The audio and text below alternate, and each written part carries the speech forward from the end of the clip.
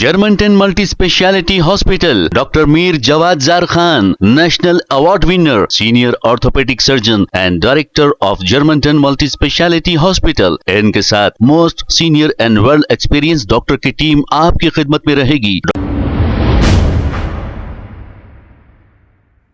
अस्सलाम वालेकुम नाज़रीन, 7H न्यूज में आपका इस्तकबाल है। Jubilee hills circle inspector Srinivasulu Reddy को कमिश्नर पुलिस वीसी सज्जनार ने सस्पेंड कर दिया। ऐसा बताया जा रहा है कि कंप्लेंट देने आई एक खातून के साथ श्रीनिवासुलु रेड्डी ने ताल्लुकात बनाए और फिर इसके वीडियोस रिकॉर्ड करके इस खातून को ब्लैकमेल करके पैसों का मुतालबा कर रहे थे। ऐसा उस खातून ने इन पर इल्जाम लगाया, जिसकी वजह से कमिश्नर पुलिस वीसी सज्जनार ने इन्हें सस्पेंड कर दिया।